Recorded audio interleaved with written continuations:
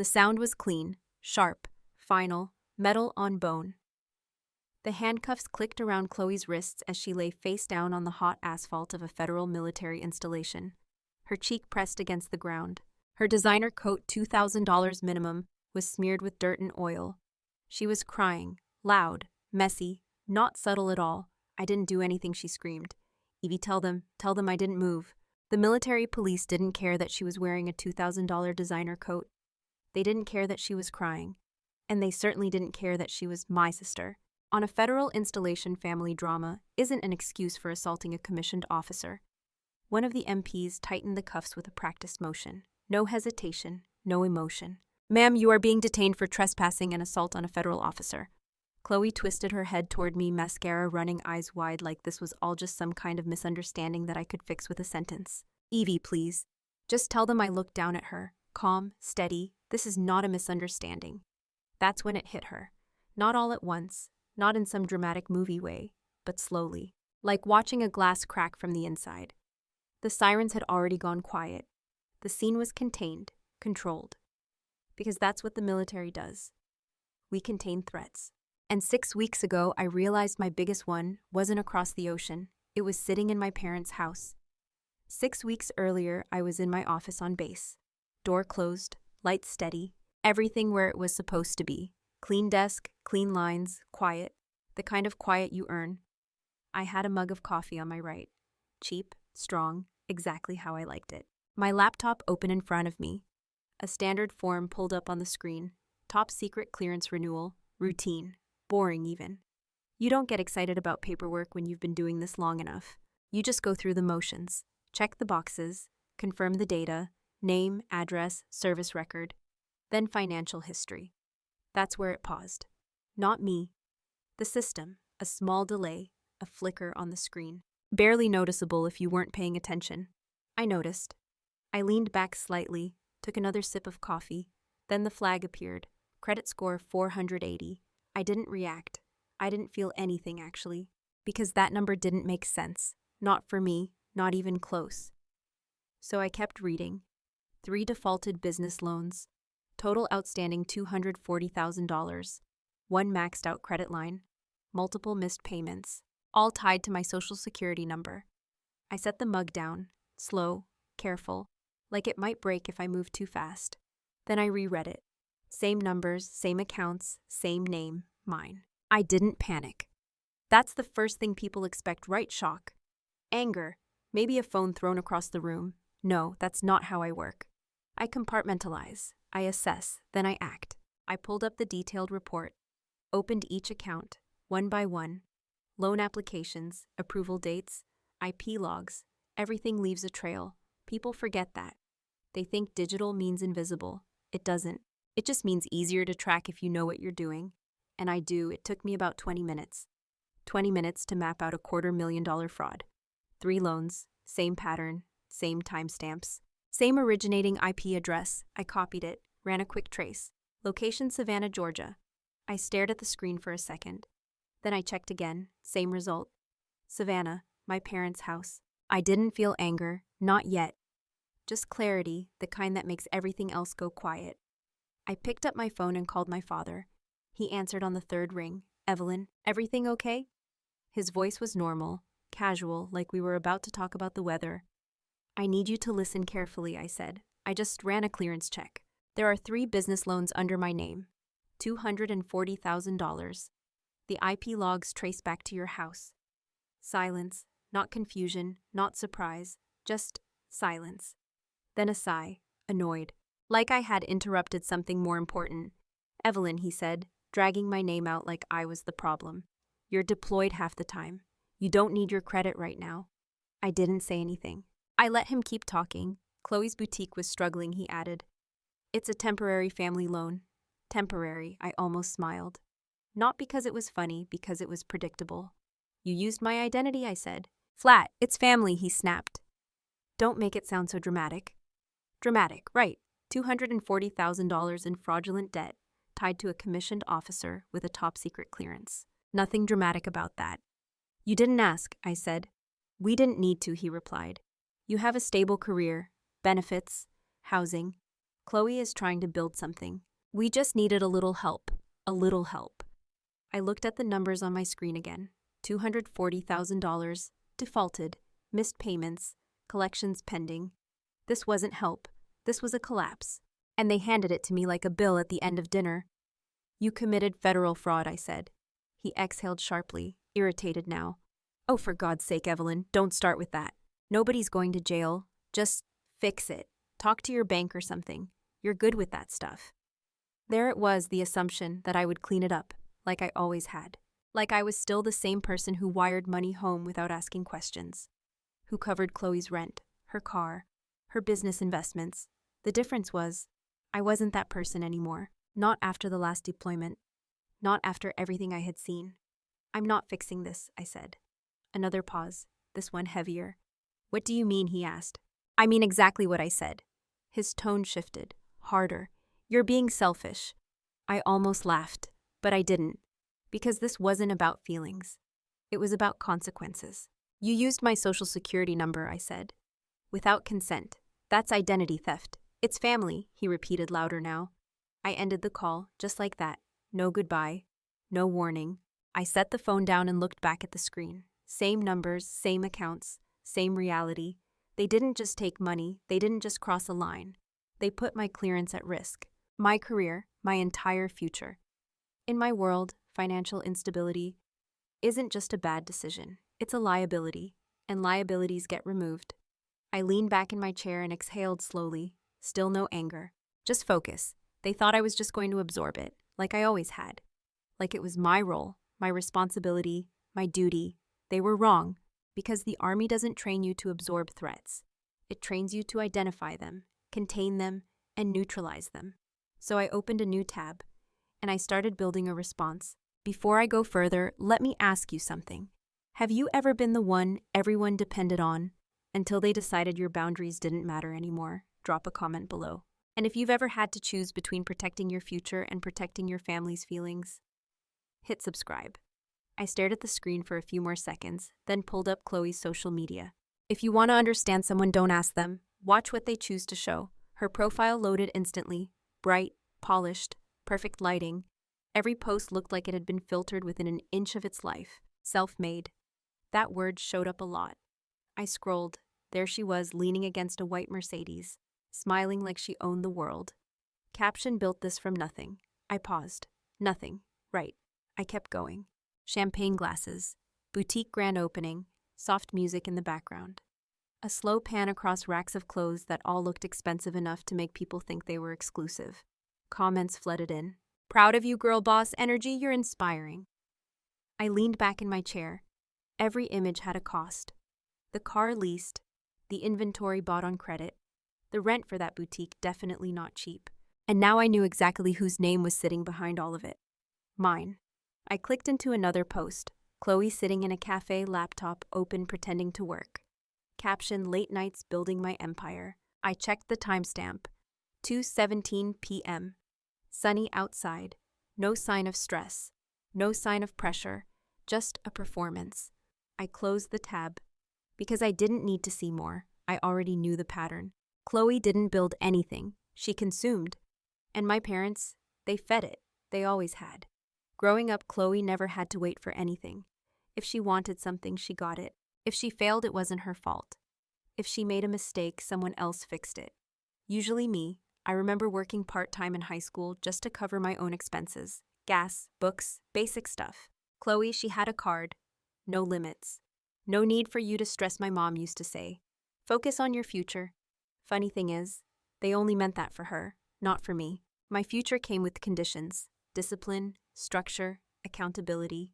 I left for the Army at 18. Not because I had no options, because I needed distance. And I built everything from there. Early mornings, cold runs, long days, no shortcuts, no safety net.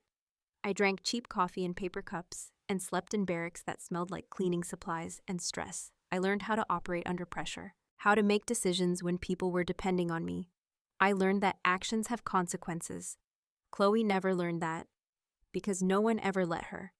My phone buzzed. I didn't need to look. I already knew who it was. I picked it up anyway. Chloe. Of course, I opened the message. No greeting, no hesitation, just straight to the point.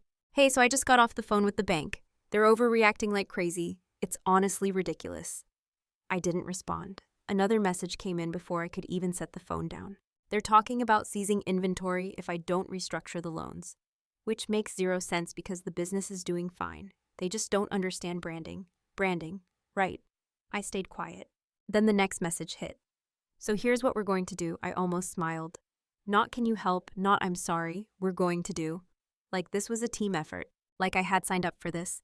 You just need to co-sign a consolidation loan with me. It'll clean everything up and lower the payments. Easy. I stared at the words. Simple, clean, casual. Like she was asking me to split dinner. Another message. Don't make it a big deal. This is literally just paperwork. I typed nothing because I wanted to see how far she'd go. It didn't take long. Don't be selfish, Evie. You get free housing on base anyway. Bail me out. There it was. Clear, unfiltered. Exactly how she saw me. Not a sister, not a person. A resource. Something to use. Something to tap when things got tight. I read the message again, not because I didn't understand it, because I wanted to feel how little it affected me, and it didn't. That was the strange part. I expected anger, at least a flicker of it, but what I felt instead was clarity, clean, sharp, uncomplicated. I typed one word, no. I hit send. The typing bubble appeared almost instantly, then disappeared, then came back again. She was thinking, not about what she did, about how to get around it. The next message came through fast. Wow, okay, short, controlled. That wouldn't last. You're really going to act like this right now? After everything we've done for you. I didn't respond. Another message. Do you have any idea what's at stake here? This is my business, Evelyn. My name. Not Evie anymore. That meant she was escalating. I set the phone down on the desk and let it sit there. It buzzed again and again and again.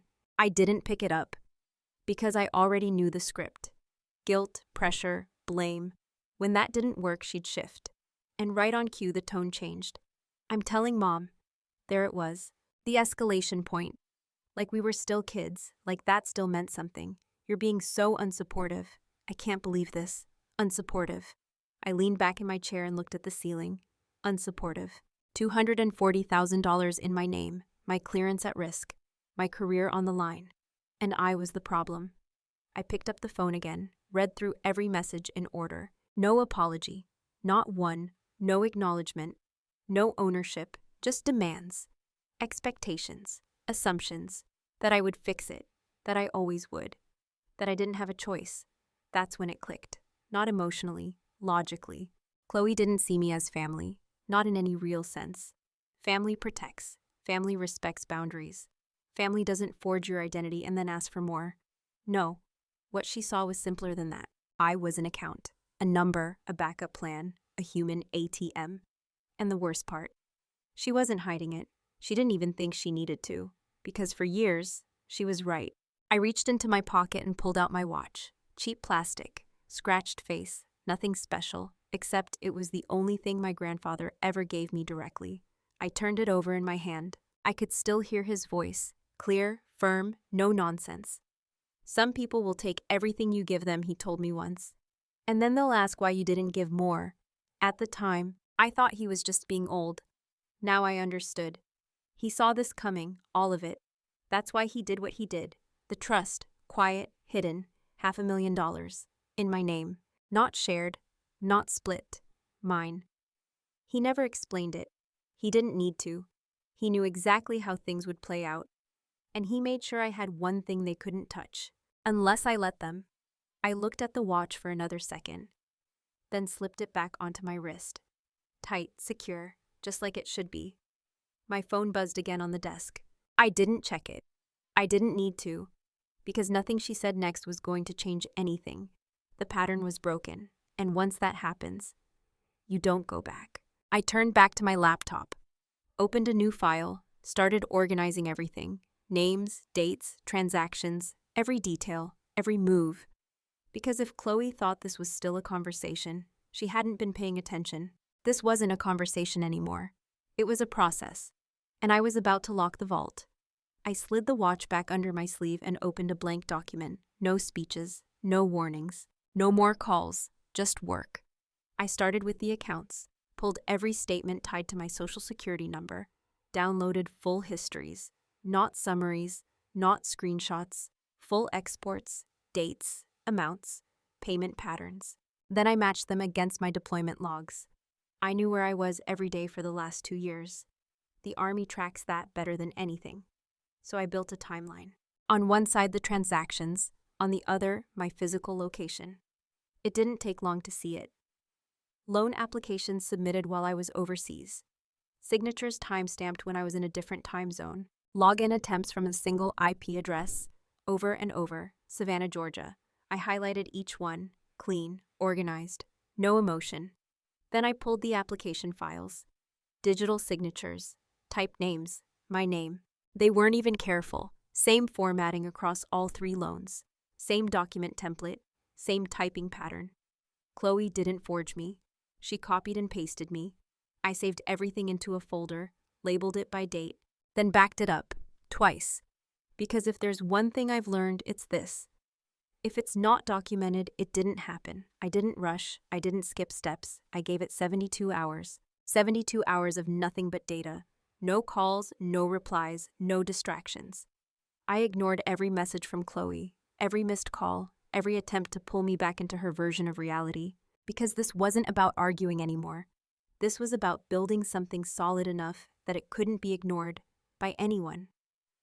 On the second day, I pulled the IP logs directly from the loan providers. Most people don't know you can request that, but you can, especially when you're listed as the borrower. It took a few calls, a few emails, some verification. Nothing complicated, just persistence. By the end of the day, I had them. Every login, every submission, all tied back to one place, my parents' house, same network, same provider, no VPN, no masking, just lazy.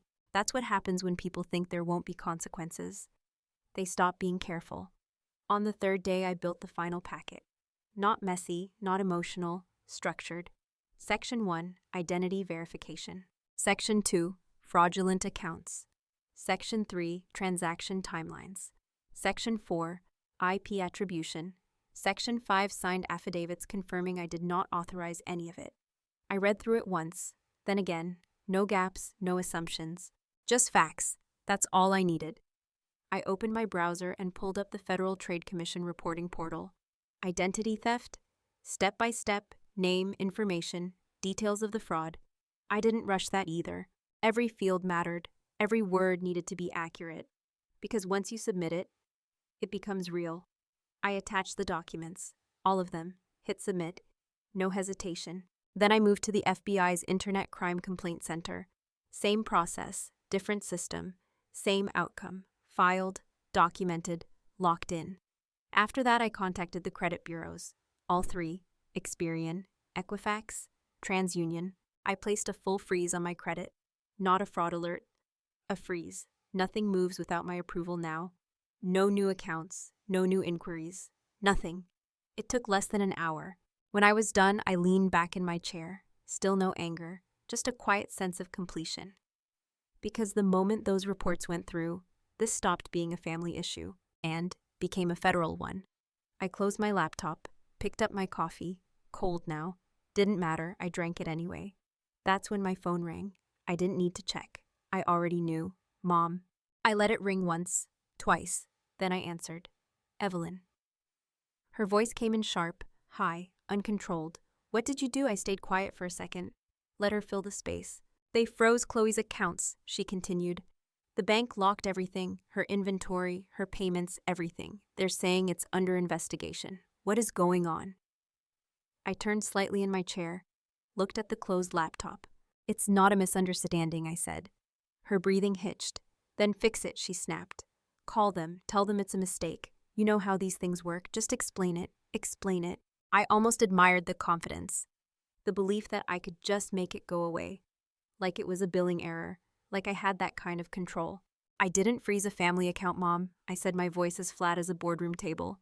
I reported a $250,000 felony to the federal government. I can't undo it. And even if I could, I wouldn't. Silence. Heavy. Then you what? She sounded smaller now, less certain. I filed reports with the FTC and the FBI, I said. And I froze my credit. The accounts are under fraud investigation. You're overreacting, she said quickly. Too quickly. This is getting out of hand. It was just a temporary solution. We were going to fix it. When I asked, no answer, just breathing. You didn't even tell me, I continued. You used my identity. You forged my name. You opened loans in my account. It's your sister, she said. Like that explained everything. I let that sit. Then I spoke. That doesn't change what it is. Her tone shifted again. Anger now. You're going to destroy her life over this. I leaned forward slightly. No, I said. She did that herself. Another pause. Longer this time. I could hear movement on her end. Probably pacing, probably looking at Chloe, trying to figure out how this got out of control. You need to call them, she said again, but there was less force behind it now. Just tell them it's a misunderstanding. People do that all the time. People do that all the time. I almost laughed, but I didn't. Because this wasn't funny. This was predictable. I'm not calling anyone, I said. Evelyn, I'm not taking responsibility for something I didn't do. She's your family, and I'm a commissioned officer with a security clearance, I said. This isn't optional. That landed. I could feel it. The shift. The moment she realized this wasn't about feelings anymore. This was about systems. And systems don't bend for emotions. You're being cold, she said quietly. Maybe, but cold works. Cold keeps things clear. Warmth is what got us here. I stood up from my chair, walked over to the window, looked out at the base, order, structure, control, everything where it was supposed to be. I'm being accurate, I said. She didn't respond, not right away. When she did, her voice was lower. Tired. What happens now? I watched a convoy move in the distance. Vehicles lined up, moving in sync. Now, I said. I paused. Just long enough. Now the process runs. And there was nothing she could do to stop it. I shut the door to my office, picked up my keys, and put in for leave. 4 hours later, I pulled into my parents' driveway. Same house, same clean lawn, same white trim that my mother insisted on repainting every year like it was a personality trait. Nothing looked different. That was the problem. I stepped out of the car and grabbed the only thing I brought with me. A single manila folder. No bag. No overnight clothes. I wasn't staying. The front door opened before I even reached it. My mother stood there, arms crossed, eyes already red. You finally decided to show up, she said. I didn't respond. I walked past her. Straight to the dining room. They were all there. Of course they were. My father sat at the head of the table like he always did, back straight, hands folded, trying to look in control. Chloe sat to his right. She looked different. Makeup smudged, hair pulled back too tight, eyes swollen. But the second she saw me, her expression shifted. Not relief, not guilt, something else, expectation. Like I was here to fix it. I took a seat across from them, set the folder on the table. No one spoke for a second. Then my father cleared his throat. We need to resolve this, he said. Calm, measured. Like this was a business meeting. I leaned back slightly in my chair. Resolve what I asked. My mother exhaled sharply behind me. Don't play dumb, Evelyn, she said. You know exactly what you did. I ignored her, kept my eyes on him. He slid a piece of paper across the table toward me. Printed. Signed at the bottom, not by me. Sign that, he said. I didn't touch it. What is it, I asked. A liability waiver, he said. It transfers the debt back to you, officially. It tells the bank there was no fraud. I looked at the paper, then back at him. You want me to take responsibility for $240,000 I didn't borrow, I said. It's the fastest way to fix this, he replied. Fix. That word again. Chloe let out a small sob beside him. Perfect timing. I'm going to lose everything, she said, her voice shaking. They're already talking about legal action. I can't go to prison, Evie. Evie, back to that. I didn't look at her, because I didn't need to. I already knew what I'd see. Tears on demand. Fear, but not for what she did. Fear of consequences. You should have thought about that before you forged my identity, I said. My mother stepped closer to the table. This is your sister, she snapped. She made a mistake. A mistake, I repeated. My father raised his hand slightly like he was controlling the room. Enough, he said. Then to me, we're not here to argue. We're here to fix this as a family. I let that sit. Then I leaned forward. Families don't commit felonies against each other, I said. Chloe's head snapped up. "Oh my God, can you stop saying it like that?" she said. "You're making it sound worse than it is." "Worse than it is?" I almost admired the consistency. "It is exactly what it sounds like," I said. She shook her head, frustrated now. "No, it's not. It's just... It got out of hand. That's it. Out of hand. Like it slipped. Like it wasn't planned. 3 separate loans. Months apart. Same pattern. That wasn't a mistake. That was a system." My father tapped the paper. "Sign it," he said again. We moved forward. Clean slate. Clean. I looked at the paper one more time. Didn't pick it up. Didn't need to. "No," I said. "Simple, clear, final." Chloe let out a sharp breath. "You're unbelievable," she said. "You're really going to sit there and act like you're better than everyone?" I didn't respond. "Because that wasn't the point. I built something," she continued, her voice rising. "I was trying to create a business. Something real, and you're just going to destroy it over paperwork. I leaned back again. "That paperwork is a federal crime," I said. She slammed her hand on the table. "You always do this," she snapped. "You always act like you're so perfect because you're in the army. Like you're the only one who works hard." There it was, not guilt, resentment, because I didn't play along anymore. "You have no idea what it's like," she continued, "trying to build something from nothing." I looked at her, really looked at her. "You didn't build it from nothing," I said. "You built it on my name." That hit, for a second. Then her expression changed, something sharper, something ugly. "Oh, don't act like you don't have help," she said. My eyes narrowed slightly. "What does that mean?" I asked. She laughed, short, bitter. "You really think I don't know," she said, "about Grandpa?" The room shifted, just a little, but enough. My mother froze. My father's jaw tightened. I didn't move. Chloe leaned forward. "I know he left you money," she said.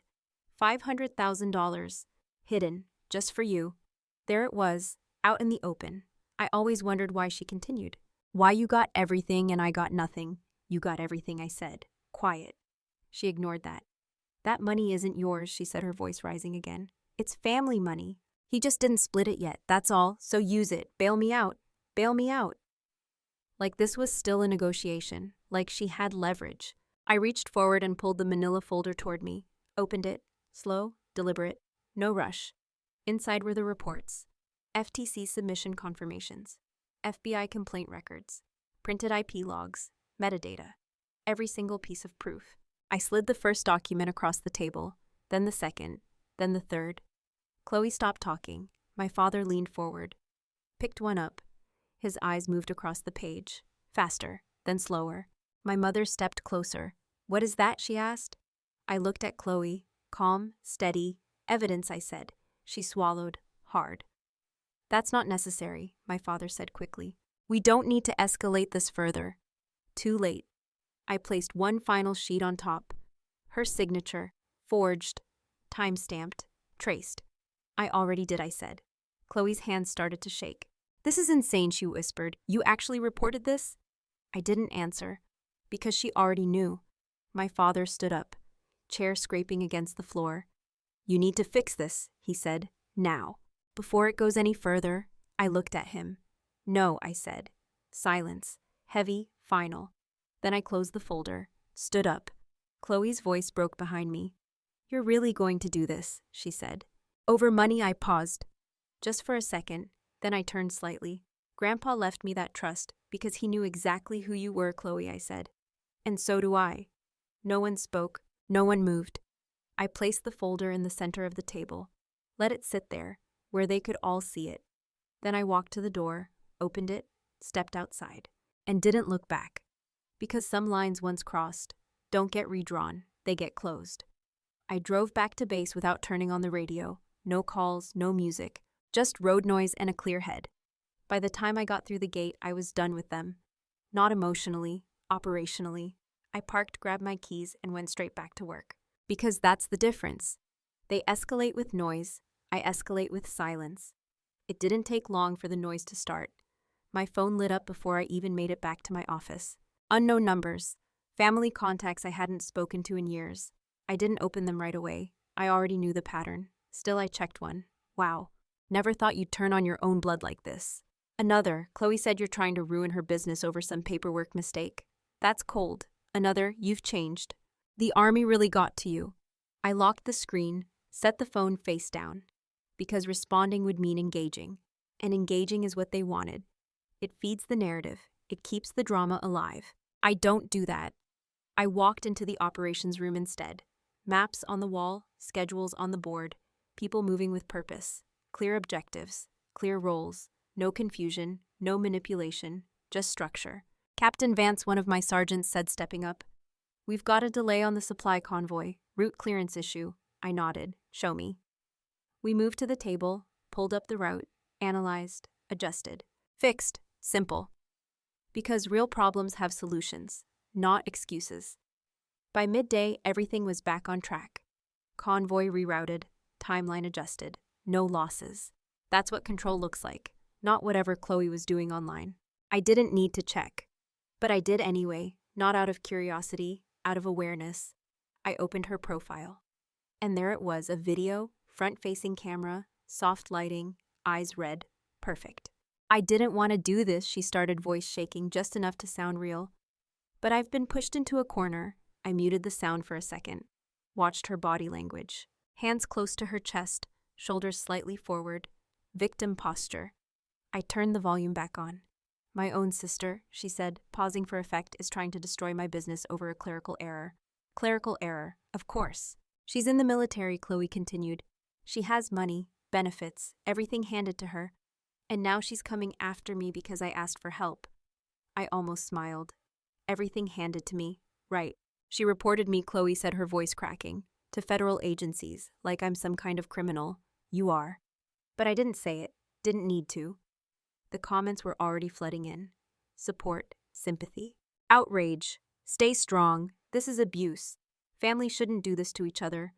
I closed the app because that wasn't real. That was performance. And performance doesn't hold up under pressure. My phone buzzed again. Another message, this time from an aunt. You need to stop this. Chloe is suffering. Whatever happened, you handle it privately. Not like this. Privately. That's how it stays hidden. That's how it continues. I didn't respond, didn't block, just nothing. Radio silence. And that's what started to break them. Because people like Chloe don't know how to operate without feedback. They need reaction. They need engagement.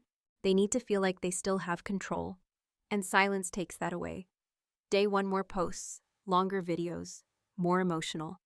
Day 2, indirect attacks, quotes about betrayal, loyalty, family. Day 3, escalation. She won't even talk to me, Chloe posted. I've tried everything. No, you didn't.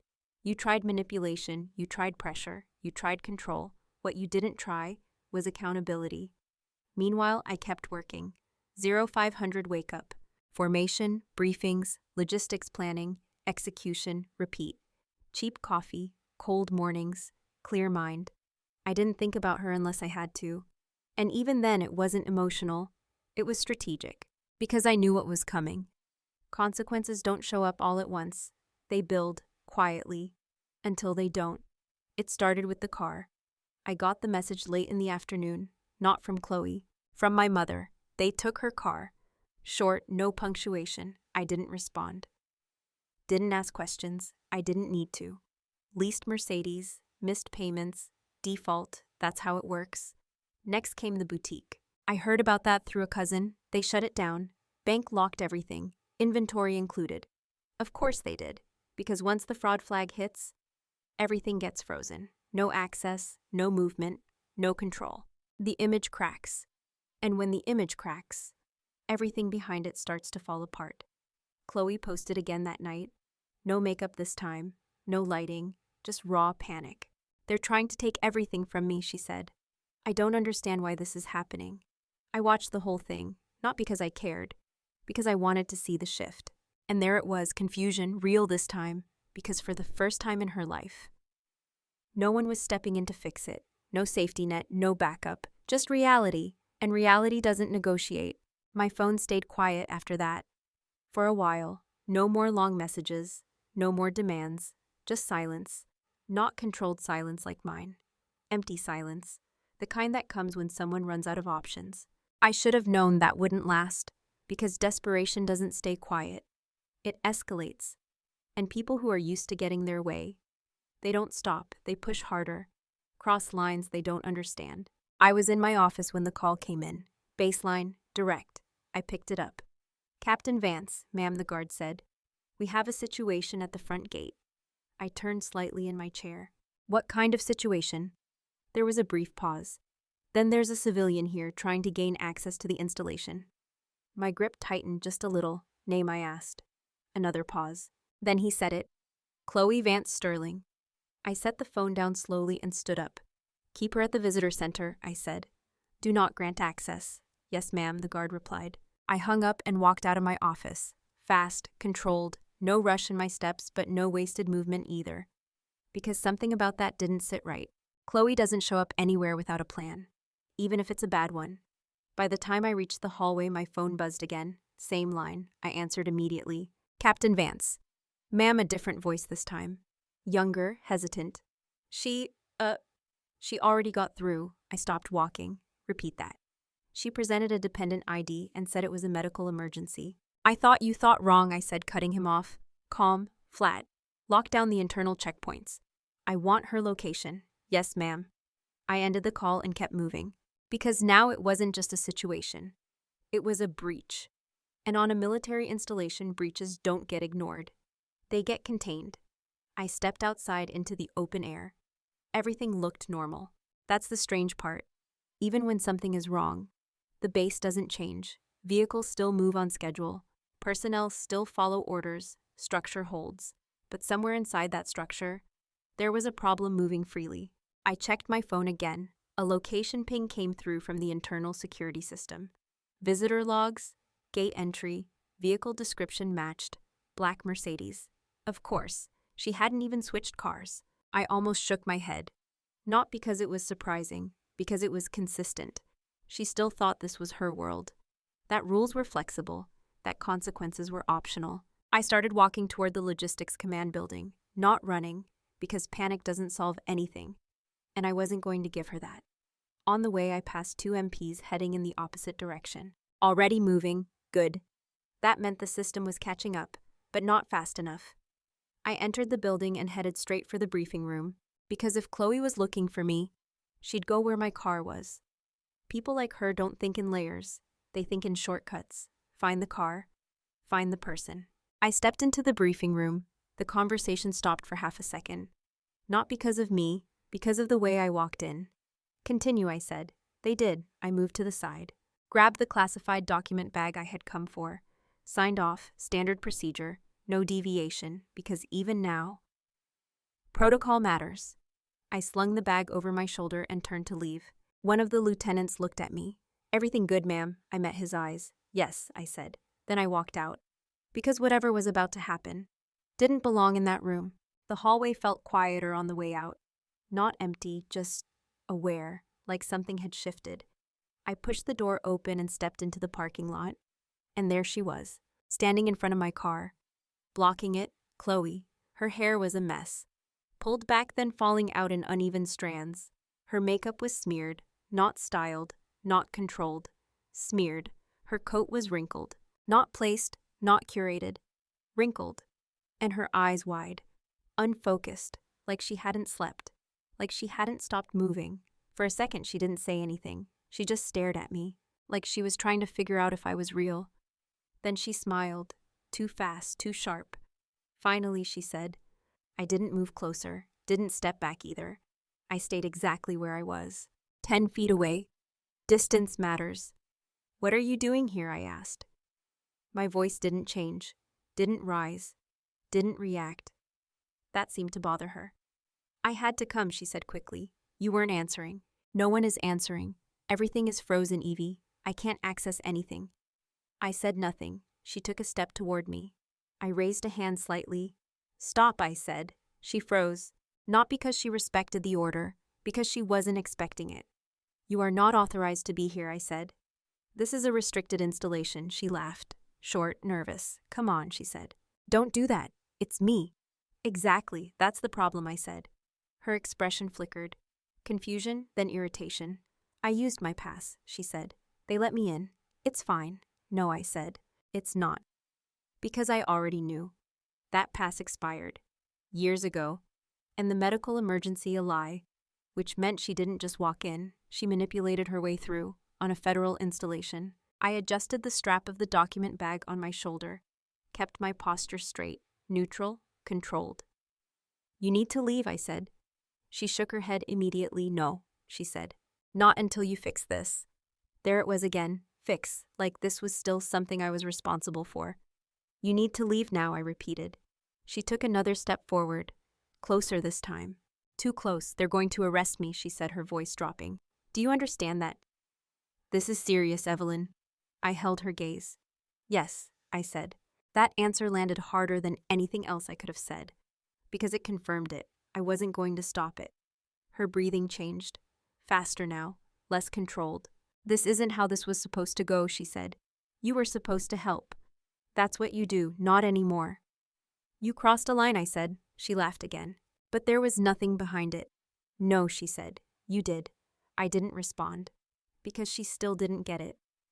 She thought this was about family, about loyalty, about roles. It wasn't. It was about location, and she had no idea where she was standing. A secured military base, federal jurisdiction, controlled environment, no tolerance, and she had just walked in like it was a mall, blocked a commissioned officer's vehicle, refused a direct order to leave. She didn't understand the line she crossed, but she was about to, because somewhere behind me, I could already hear it. Engines, closing in. And this time, there was no one left to stop what came next. The engines got louder, not rushed, not chaotic, controlled. That low, steady hum of vehicles that already knew exactly where they were going. Chloe didn't hear it.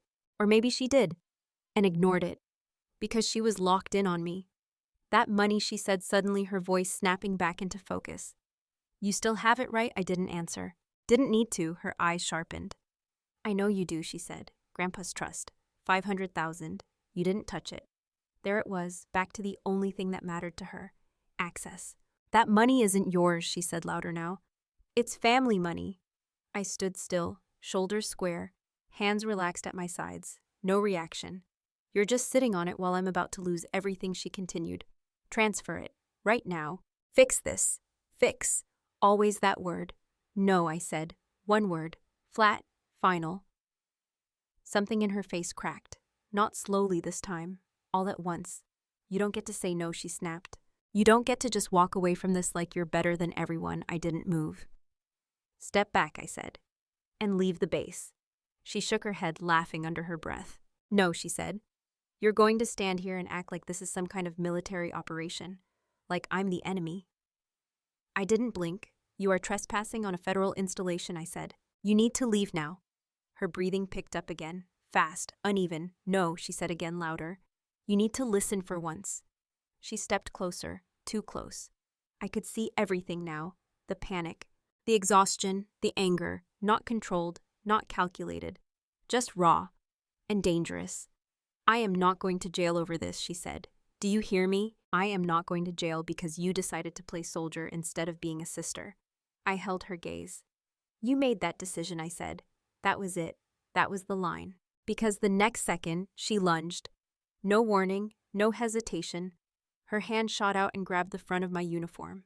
Hard, fingers gripping the fabric at my collar, pulling, trying to drag me forward. This is your fault, she screamed. I didn't react the way she expected. I didn't pull back, didn't raise my voice, didn't engage, because this wasn't new. Not really. This was just the same pattern. Escalate until someone gives in. Push until you get control. Only this time, she picked the wrong environment. Her other hand reached for the document bag on my shoulder. Fast, desperate, trying to yank it free, like it was something she could grab and trade, something she could use. I shifted my stance slightly, just enough to keep balance, just enough to prevent her from getting leverage. No struggle, no panic, just control. Let go, I said. Calm, clear, direct. She didn't. She pulled harder. Give it to me, she shouted. You don't even need it, need. That word again, like everything was about what someone deserved, not what they did. That's when the sirens cut in, short, sharp, close. 2 MP cruisers turned into the lot at speed. Not reckless, precise. They already knew where to go, because the moment she passed that gate, she was flagged. The moment she refused to leave, they were called.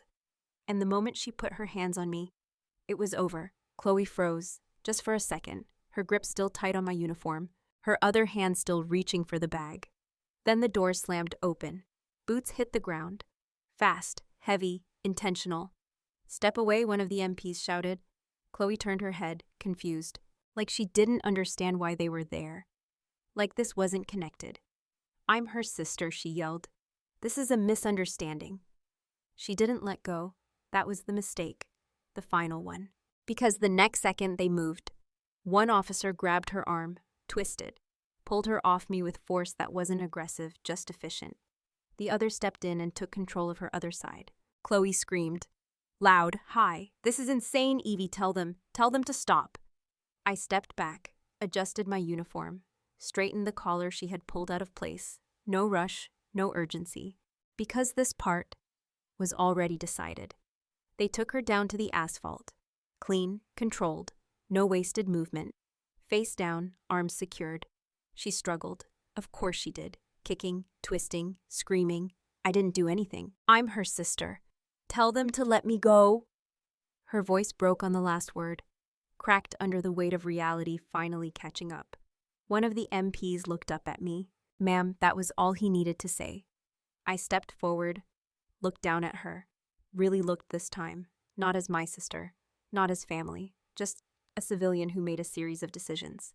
And reached the end of them. "This civilian has breached a secure area and assaulted a commissioned officer," I said.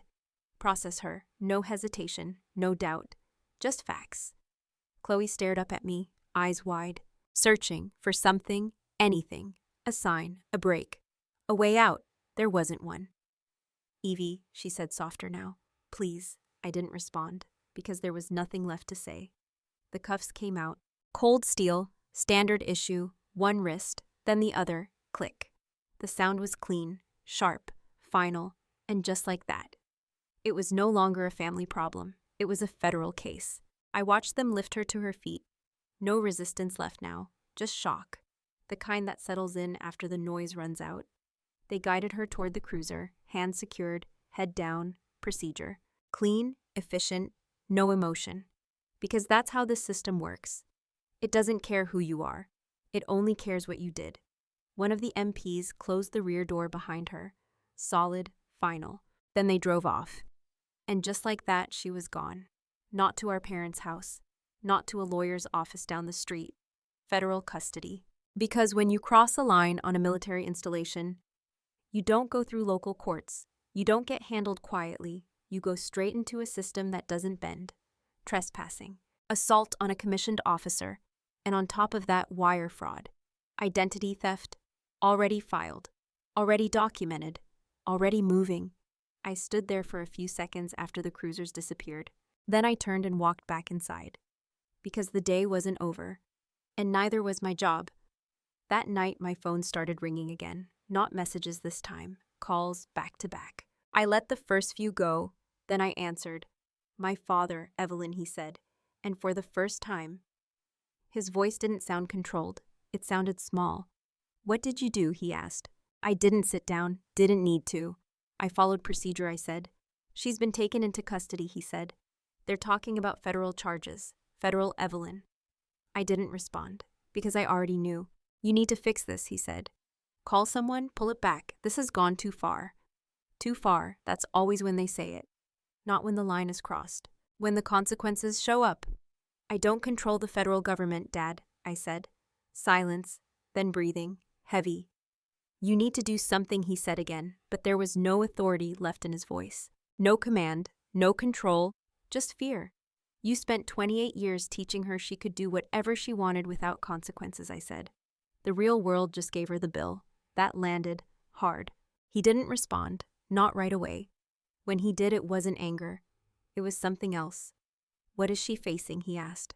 I looked out the window. Dark now. Base light steady, years, I said. I didn't need to explain. He understood. That's the thing about reality. You don't have to dress it up. He exhaled slowly. Then the line went quiet. Not disconnected. Just nothing left to say. A few minutes later, my phone rang again. "My mother," I answered. "Evelyn," she said, her voice breaking. "You have to help her." I stayed quiet. "She's scared," she continued. "She's never been through anything like this." I almost said something, but I didn't. Because that wasn't true. She had been through consequences before. They just never stuck, because someone always stepped in. Until now. You can still fix this, my mother said. You can talk to them, explain it, tell them it was a misunderstanding. That word again, misunderstanding. I closed my eyes for a second, then opened them. No, I said. Her breathing hitched. Please, she said. I didn't respond. Because this wasn't a negotiation, and it wasn't reversible. The line went quiet, then disconnected, and that was it. No more calls after that, because they finally understood. There was nothing left to ask for. Over the next few weeks, everything unraveled.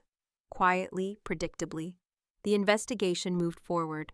Charges were formalized, evidence reviewed. Nothing rushed, nothing skipped. That's the difference between chaos and process. Process doesn't panic, it just continues. I heard updates through indirect channels, not because I asked, because information moves, especially when it's this big. Chloe was denied immediate release. Too much risk, too much evidence, too many charges stacking. My parents hired lawyers, expensive ones, the kind that don't guarantee outcomes, just time, and time costs money. A lot of it. They started liquidating assets, savings first, then investments, then the house. I heard about that from a neighbor. Your parents are selling, she said. Quick. Of course they were. Legal defense at that level. It burns through everything. And for the first time in their lives, there was no one left to cover the gap. No backup, no bailout, just the cost of every decision they made. Chloe's posts disappeared, gone. No more videos, no more self-made captions, no more curated life, because reality doesn't filter well. And there's no audience for consequences. I didn't check again, didn't need to, because I already knew how it ended. Not in one moment, but in a series of them, each one taking something away, until there was nothing left to take. A few months later, I stood outside during morning formation, sun just coming up, light cutting across the field, rows of soldiers standing in position. Still, focused, present. I watched them for a second, then looked out past the line. At the horizon, clear, quiet. For the first time in a long time, there was no noise, no pressure, no expectation pulling at me from somewhere else, just space and control. I didn't lose a family. That's what people like to say, like walking away is always a loss. It's not. Sometimes, it's the first thing you gain. Because family isn't just blood. It's structure, respect, accountability. It's knowing the people around you won't burn you just to stay warm.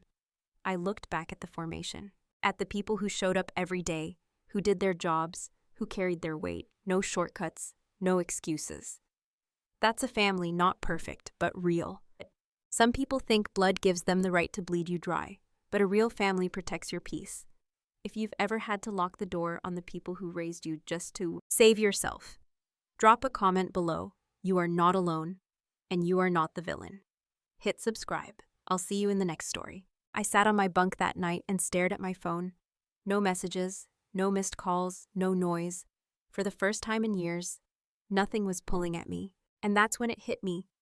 Not what they did. I already understood that. What hit me was something harder to admit. I didn't just get betrayed. I helped build the situation that made it possible. That's not easy to say. People like clean stories, victim, villain, justice. Simple. But real life doesn't work like that. Because the truth is, this didn't start with one decision. It started with a pattern, and I was part of that pattern. Not because I wanted to be, because I thought it was my role. Growing up, I was the reliable one, the one who didn't make problems, the one who fixed them. If something broke, I handled it. If someone needed help, I showed up. No questions, no conditions. At the time, it felt like responsibility. Now I see it differently. It was training. Not the kind the army gave me, the kind my family did. They didn't sit me down and say it out loud. They didn't have to. They showed me. Every time Chloe messed up and I stepped in, that became the expectation. Every time I covered something quietly, that became the standard. Every time I chose peace over confrontation, that became permission. Permission for them to keep going. That's the part people don't want to hear.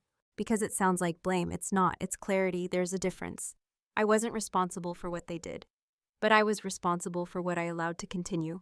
And once you see that, you can't unsee it, because then you start recognizing the pattern everywhere, not just in my family, in other people's lives too.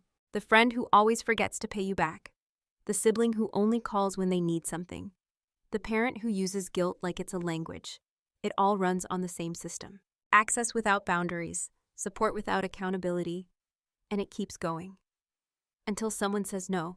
That's the part that changes everything. Not yelling, not fighting, not explaining yourself over and over. Just no. Simple, clear, final. And here's the part that surprised me. Saying no didn't create the conflict. It revealed it, because the second I stopped playing my role, everything fell apart. Not because I broke something, because I stopped holding it together. That's when you see the truth. If a relationship only works when you sacrifice yourself, it doesn't work. It just functions, barely, and only at your expense. That's not family. That's a system. And systems like that don't fix themselves. They collapse when the pressure stops being absorbed. That's exactly what happened. The moment I stopped stepping in, everything escalated, fast.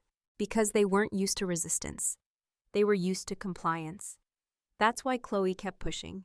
That's why my parents kept calling. Not because they didn't understand what was happening.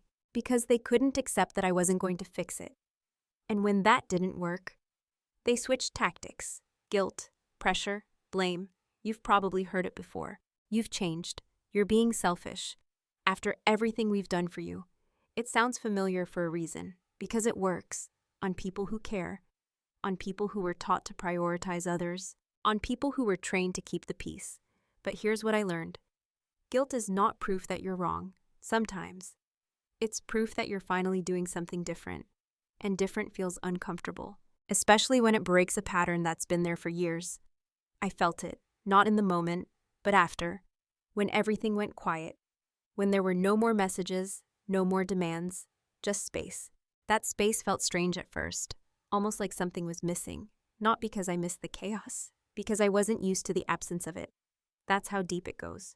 You get used to carrying things that were never yours to carry, and when you put them down, your hands feel empty until you realize they're free. That's the shift. That's the part no one talks about. Setting boundaries doesn't just change your relationships. It changes how you see yourself. Because for the first time, you're not reacting. You're choosing. Choosing what you accept. Choosing what you tolerate. Choosing what you walk away from. And that choice, it's not selfish. It's necessary. Because if you don't protect your own stability, no one else is going to do it for you.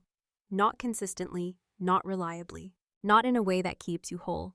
I learned that the hard way, not on the base, not in the parking lot, but in the years before that.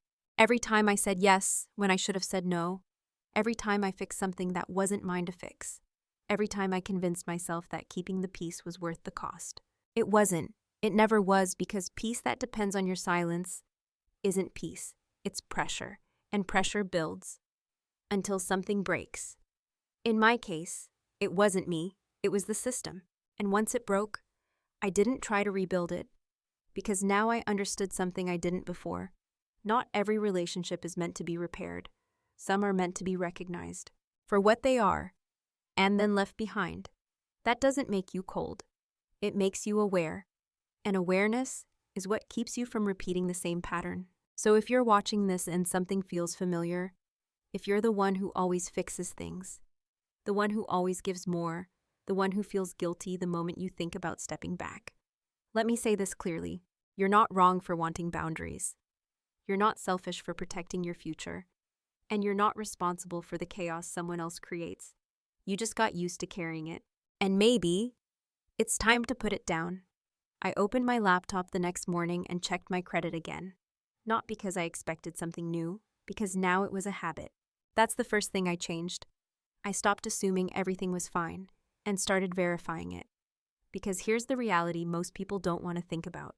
If someone is willing to cross a line once, they've probably crossed smaller ones before.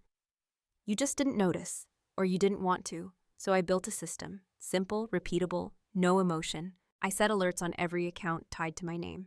Any activity, I get notified. No delays, no surprises.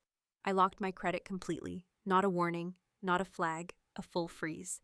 Nothing moves without my approval now. That means no one opens anything in my name, not even me, unless I unlock it first. It takes minutes, It saves years. Most people don't do it. Not because it's hard, because they think they don't need to. That's the mistake. You don't wait for a problem to protect yourself. You do it before there's something to fix. I also changed how I handled information. No more casual sharing. No more trusting that family means safe, because it doesn't, not automatically. I stopped assuming good intentions were enough. They're not. Systems matter more than intentions. Documentation matters more than promises. That's another lesson people learn too late. They say I trust them. That's fine. Trust is personal. But trust doesn't stop someone from making a bad decision, or a selfish one, or a desperate one. And when that happens, trust doesn't protect you. Structure does. So I documented everything.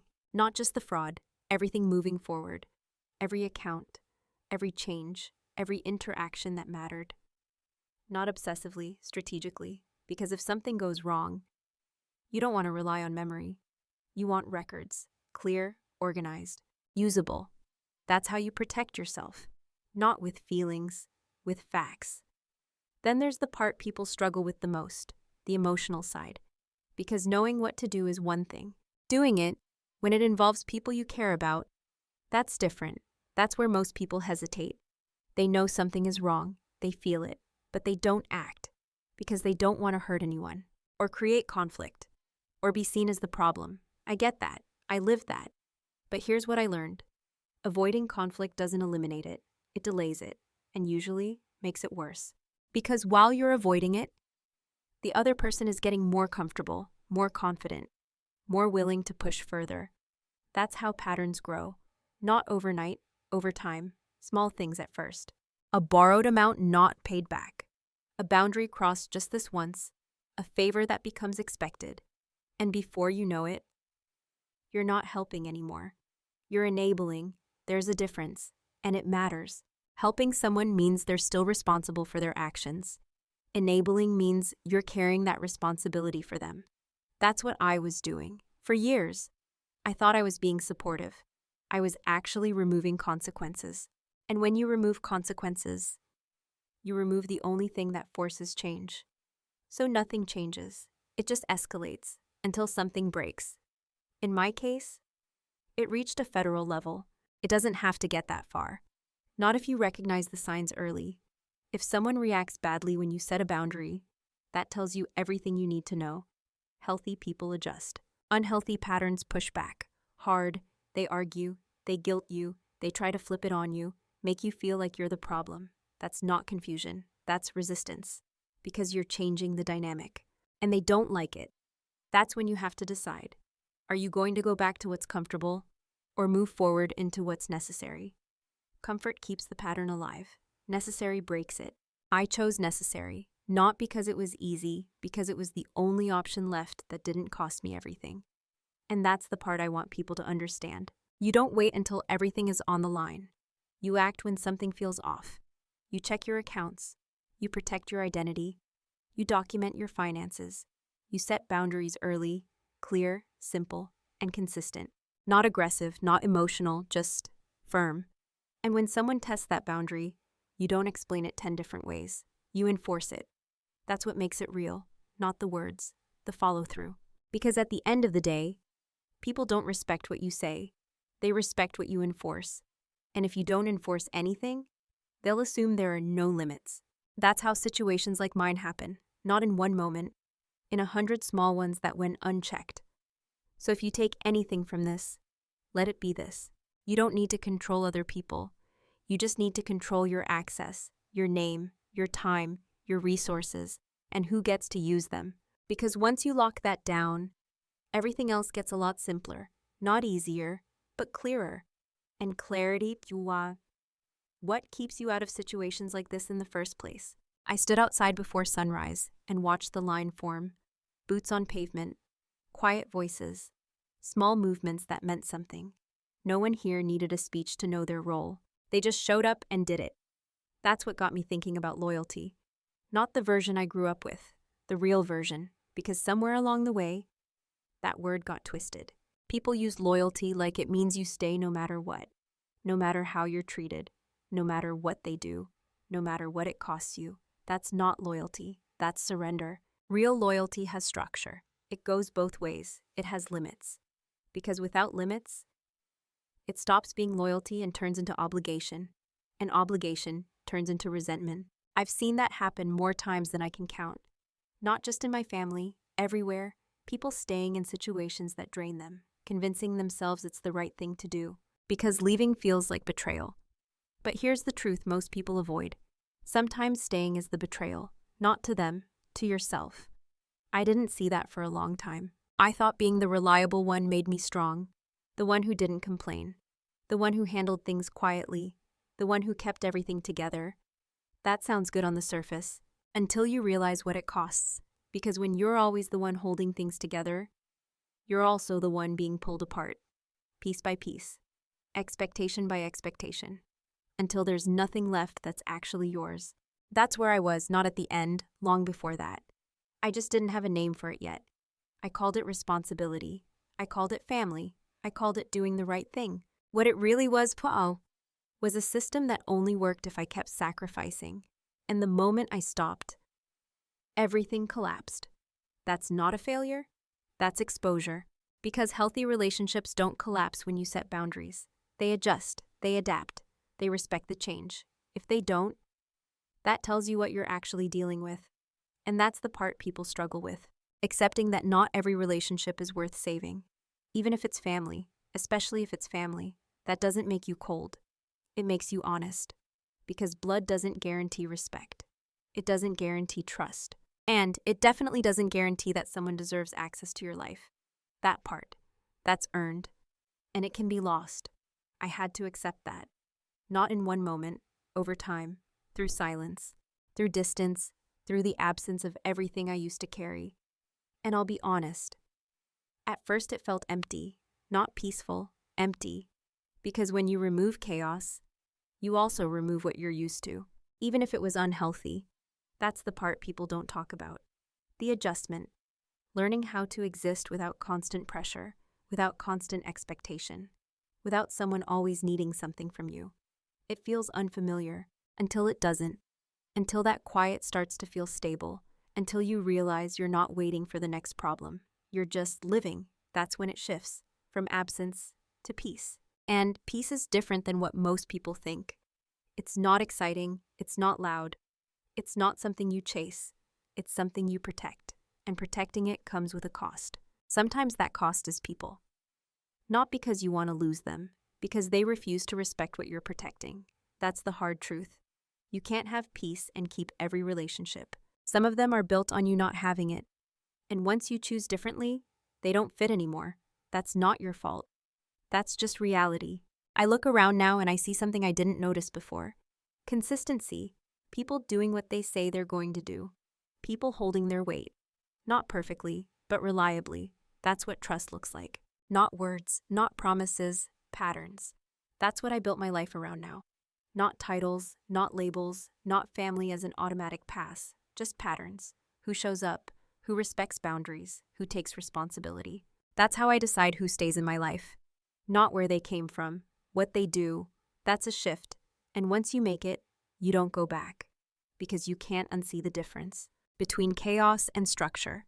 Between pressure and peace. Between obligation and choice. And that's what this all comes down to. Choice. You don't get to choose what people do. You don't get to control their decisions. But you do get to choose your response. You do get to choose your boundaries. You do get to choose who has access to you. And once you take that seriously, everything changes, not instantly, but permanently. So if you've been watching this, and something in the story felt familiar, not the specifics, the pattern, the pressure, the role you've been playing for too long, then maybe it's time to ask yourself one question. Are you keeping the peace? Or are you keeping yourself stuck because those are not the same thing? And once you see that, you can make a different choice, a better one, not easier, but better. Some people think blood gives them the right to bleed you dry. But a real family protects your peace. If you've ever had to lock the door on the people who raised you just to save yourself, drop a comment below. You are not alone. And you are not the villain. Hit subscribe. I'll see you in the next story.